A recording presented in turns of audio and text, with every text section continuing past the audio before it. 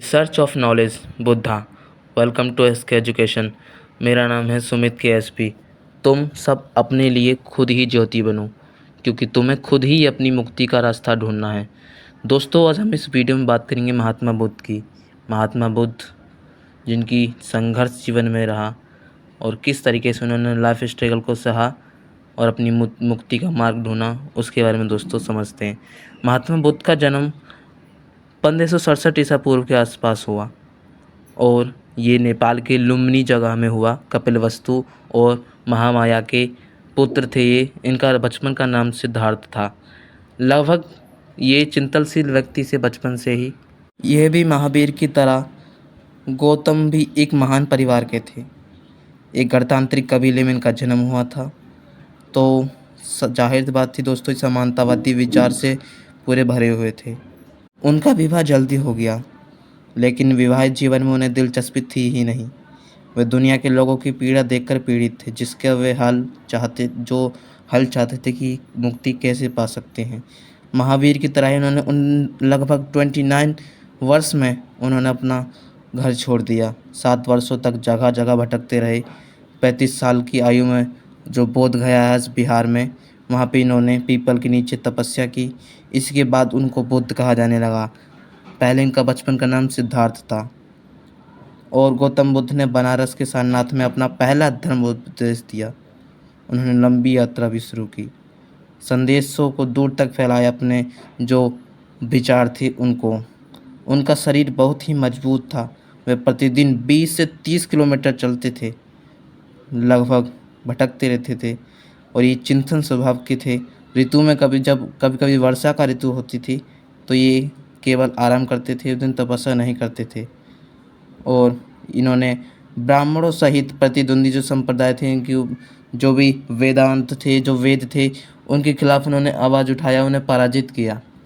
उनकी जो प्रचारक गतिविधियाँ अमीरी गरीबी उच्च निम्न पुरुष महिला के बीच भेदभाव नहीं करती थी। दोस्तों, इनका जो मृत्यु है वो कुशीनगर के स्थान पर 80 वर्ष की आयु में हुआ था, लगभग 487 ईसा पूर्व के आसपास। जब इन्होंने घर छोड़ा था तो इनका एक पुत्र भी था, राहुल नाम का, जिनकी पत्नी थी यशोधरा। उसका घर त्याग कर अपना घर रात के समय वे निकल पड़े, क्योंकि दोस्तों इनका एक जो सारथी था चन्ना नाम का, उनके साथ जो महात्मा बुद्ध थे, वो सिद्धार्थ उनका बचपन का नाम था। तो उस वक्त वो यात्रा कर रहे थे तो उनको एक बूढ़ा व्यक्ति मिलता है जो बीमार था, मरने के लिए पूरा तैयार था। वो बूढ़ा था, वो तड़फ रहा था। फिर उन्होंने देखा बीमार व्यक्ति, फिर उन्होंने एक लाश को देखा, फिर उन्होंने सन्यासी को देखा। इस तरीके से उनकी जब चन्ना ने इनको जवाब दिया कि आने वाले समय में तुम भी बूढ़े हो जाओगे, आने वाले समय में तुम भी बीमार हो जाओगे, आने वाले समय में तुम्हारी भी लाश इसी तरीके से उठाई जाएगी। फिर वो सन्यासी के पास जाते हैं। सन्यासी को देखते ही पूछते हैं कि कौन है, तो कहते हैं कि सन्यासी है जिसे ये अपनी मुक्ति का मार्ग ढूंढ रहे हैं। तो उसी से ही ये सन्यास का मार्ग अपना लेते हैं। अब समझते हैं दोस्तों अष्टांगिक मार्ग, 8 पथ।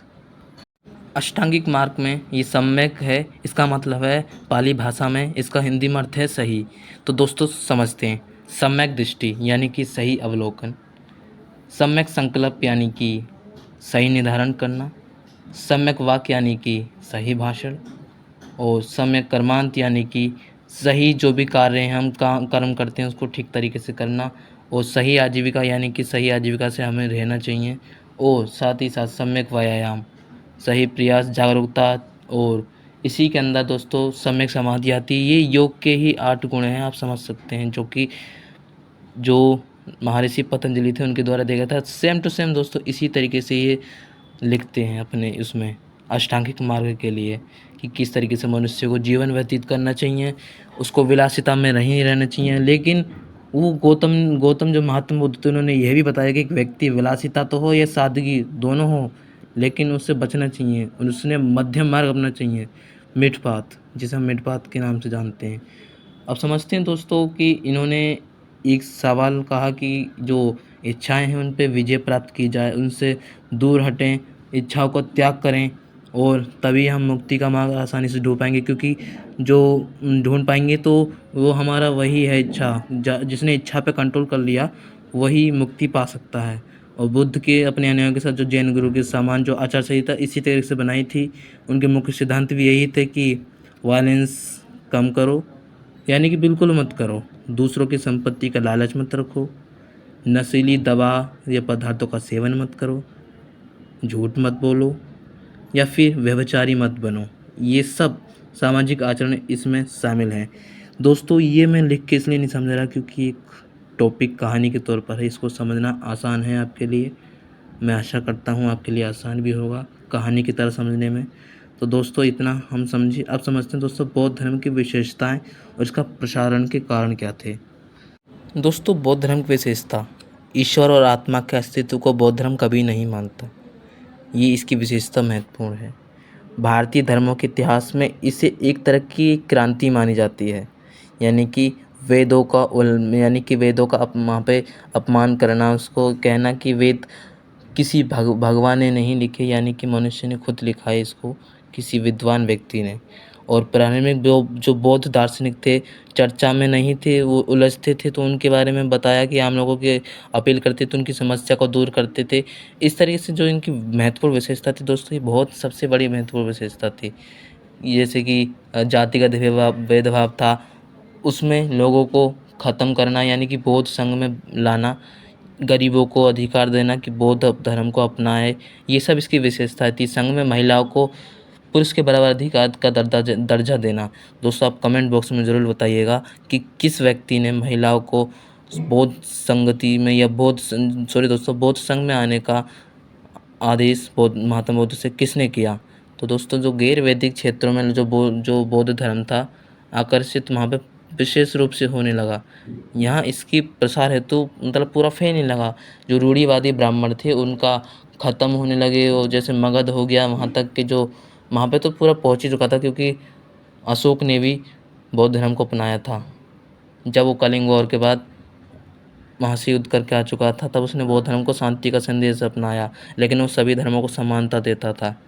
आधुनिक जो उत्तर प्रदेश में जो आर्य फैले हैं, इनको पवित्र भूमि आर्यवर्ती सीमा जो इससे बाहर है ना, यहाँ तक दोस्तों लगभग गंगा के दक्षिणी जो मगध का हिस्सा है, वहाँ पे अंतिम संस्कार करना है, हमें पसंद नहीं करती थी। इस सब ये बौद्ध धर्म का फैलने के कारण थे, जिसके अंदर ये मतलब पूरा फैल चुका था। तो इसकी विशेषता थी कि बौद्ध धर्म किस तरीके से बढ़ रहा है, किस तरीके से विकसित हो रहा है। यह भी दोस्तों महात्मा बुद्ध के जो धर्म जो फैला, ये बौद्ध धर्म, ये इसके फैलने के भी कारण थे, क्योंकि इसके अंदर नफ़रत को हटाया गया था, प्यार को जीतने को कहा गया था कि बुराई को भलाई से और नफ़रत को प्यार से जीता जाए, बदनामी और गालियों और उत्तेजित होने से मना किया जाए। यानी कि कोई गाली दे रहा है उसको कुछ मत बोलो, जिस तरीके से महात्मा बुद्ध ने भी कहा था कि यदि कोई गाली दे रहा है कि वो गाली तुम्हारे पास ही रहेगी। दोस्तों, आप सभी जानते हैं इसको, एक बार समझाते हैं दोबारा कि जब महात्मा बुद्ध के पास एक व्यक्ति था, वो गाली दिया जा रहा था, तो महात्मा बुद्ध ने कहा कि बस ठीक है, तो मैंने गाली दे ली, अब एक चीज़ बताओ, यदि मैं तुमसे कोई सामान ले रहा हूँ, वो तुम्हें मैं मना कर दूँ, वो किसके पास रहेगी वस्तु? उसी के पास ही रहेगी। तो तुमने जो गाली मुझे दे रहे हो, मैंने नहीं रखी, वो तुम्हारे पास ही है। तभी वो वहाँ पे मस्तक नवाने लगा कि वाह, कितना बुद्धिमान आदमी है, कितना व्यक्ति है ये, जो इसकी आइडियोलॉजी कितनी अच्छी है, इस तरीके से। और आपको पता है बौद्ध धर्म सीधे चीन में भी फैला, जापान में फैला, थाईलैंड में फैला, पूरे दक्षिणी यूरोप देश हैं पूरे में फैल गया, मलेशिया हो गया, श्रीलंका हो गया, इतने में पूरे में फैल चुका था। और उसका फैलने का कारण था अशोक ने ही फैलाया था। जो प्रचार प्रसार जब 500 ईस्वी के आसपास जब शुरू हुई, पाली भाषा में लिखना शुरू हुआ। हमने पहले बताया कि जो बौद्ध धर्म में पाली भाषा में लिखा गया था, प्राकृत भाषा में जो पाली भाषा है और प्राकृत भाषा, इसका अलग अलग खंड हैं दोस्तों, उसको बाद में समझेंगे। लेकिन इसमें समझते हैं कि किस तरीके से इसका प्रसार हुआ। जो अशोक था उसने बौद्ध धर्म अपना लिया था, तो उसने पूरा फैलाना शुरू कर दिया, पूरे चाहे इंडोनेशिया हो, मलेशिया हो, चाहे थाईलैंड हो, यहाँ तक पूरे में फैला। श्रीलंका, बर्मा, आज का जो म्यांमार है, यहाँ तक तिब्बत तक फैल गया था दोस्तों बौद्ध धर्म। लेकिन अपनी जन्मभूमि से वो गायब हो गया। कारण ब्राह्मणवादी विचारधारा का प्रकट होना, ये महात्मा बुद्ध के कारण जो बौद्ध धर्म था वो ख़त्म होने का कारण था। तो समझ लेते हैं दोस्तों बौद्ध धर्म की अंत के कारण क्या क्या थे। लगभग 12वीं शताब्दी तक बौद्ध धर्म भारत से लगभग ख़त्म ही होने लगा था। 11वीं शताब्दी तक तो ये बंगाल और बिहार में पूरी तरीके से ख़त्म हो गया, लेकिन उसके बाद बौद्ध धर्म लगभग पूरी तरह भारत में गायब भी होने लगा। ये कैसे हुआ? हम पाते हैं कि शुरुआत प्रत्येक धर्म में सुधार की भावना प्रेरित होती है, लेकिन बाद में ये उसी रीति रिवाजों के समारोह में हिस्सा हो जाता है जिससे ये जूझ रहा होता है। यानी कि जो व्यक्ति पहले जूझ रहा है, उलझन में पड़ा हुआ है अंधविश्वास में, ये बौद्ध धर्म भी उसी में चला जाता है। जो इसके अनुयायी थे वो विलासिता हो जाते हैं। बौद्ध धर्म में इसी प्रकार का बदलाव हुआ कि ब्राह्मणवाद की बुराइयों का शिकार बन गया, जिसके विरुद्ध उसने शुरू में संघर्ष किया था। बुद्ध की चुनौती के अनुरूप ब्राह्मणों ने अपने धर्म को सुधार किया।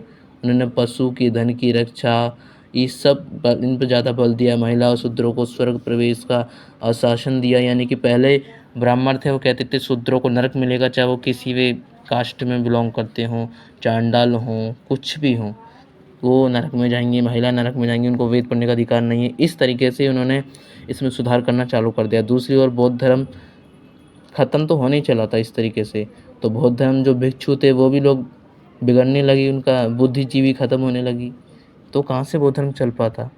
बड़े पैमाने पर मूर्ति पूजा लोग करने लगे, भक्तों का प्रसाद लेने लगे, यानी कि महात्मा बुद्ध की मूर्ति बनने लगी। तो सोचा कि महात्मा बुद्ध के अंदर मूर्ति के अंदर भगवान है, यानी कि महात्मा बुद्ध ने खुद कहा था कि मेरी मूर्ति मत बनाओ, फिर भी उनकी मूर्ति बनाई गई। इस तरीके से ये जैसे पूरा जो नालंदा जैसे कुछ मठ हो गए, 200 से अधिक गांव राजस्व एकत्र यहाँ पे किया जाता था, किसके लिए? महात्मा बुद्ध की जो शिक्षाएं थी यहाँ पे ग्रहण की जाती थी। तो आगे जाके यहाँ पे ब्राह्मणवादी विचारधारा का वर्चस्व करने लगा। लोग जो बुद्ध के जो अनुयायी थे वो मठों में आराम पसंद करते थे, उनका वर्चस्व बढ़ने लगा। जो गौतम बुद्ध द्वारा जो उन्होंने विचार दिए थे उनके ऊपर भ्रष्ट प्रथाएं आने लगी, केंद्र बन गए वहाँ पे ढोंगी अनुयायी आ गए वहाँ पे। तो ये बौद्ध धर्म का महत्वपूर्ण पतन के कारण थे दोस्तों। जिससे बौद्ध धर्म का नया रूप आ गया वज्रयान। मठों में बढ़ते जैसे अपराध हो गया, धन हो गया, जैसे इस तरीके से पतन होने लगा महिलाओं को, और बौद्ध कामरूप दृष्टि में देखने लगे, यानी कि घृणा की दृष्टि से। इस तरीके से दोस्तों यहाँ पे ये बौद्ध धर्म का सबसे महत्वपूर्ण कारण था कि ख़त्म होने वाला था।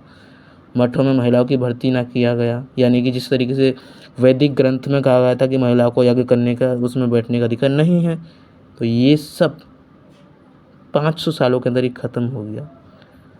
जैसे हम देख सकते हैं जब अशोक का जो मौर्य वंश ख़त्म हुआ, उसके बाद जब पुष्यशुंग जो आया था वो उसने कहा था कि मैं ब्राह्मण शासक हूँ, मैं बौद्धों का जनसंहार करूँगा, मैं ख़त्म कर दूँगा पूरी जो बौद्ध जो अनुयायी हैं उसको। वो शिव के परम भक्त, हुनरों के राजा, और जो मेहरकुल के जो सैकड़ों जो बौद्ध थे उनको मार ही डाला था, पूरे लोगों को मार दिया। यहाँ पे शिव शशांक बौद्ध गया में जो बौद्ध वृक्ष है उसको भी कटवा दिया, जहाँ बुद्ध ने आत्मज्ञान की प्राप्ति की थी। हुएनसांग भी बताता है जब 1600 स्तूप थे वो पुष्यमित्र शुंग के द्वारा नष्ट किए गए थे। जो सांची का स्तूप है वो बचा रहा, अमरावती का स्तूप तो फ्रांसीसियों के द्वारा लूट लिया गया। वैसे तो वो कबाड़ा ही समझो, कुछ नहीं है यहाँ पे, लेकिन फिर भी मूर्तियाँ महंगाई हैं, अनुयायियों की हत्या कर दी गई थी। ये सब दोस्तों बौद्ध धर्म के पतन के कारण थे। तो दोस्तों आज के वीडियो में हमने ये सब समझा, और हम आशा करते हैं आपको पूरा समझ में आया होगा, और इसी तरीके से समझते रहिए, पढ़ते रहिए। मिलेंगे नेक्स्ट वीडियो में। आज के लिए धन्यवाद। जय हिंद, जय भारत। और हमारे चैनल पर जुड़ने के लिए KSP स्टडी चैनल दूसरा आया दोस्तों, आप उसके अंदर जुड़ सकते हैं। तो चलते हैं दोस्तों, जय हिंद, जय भारत।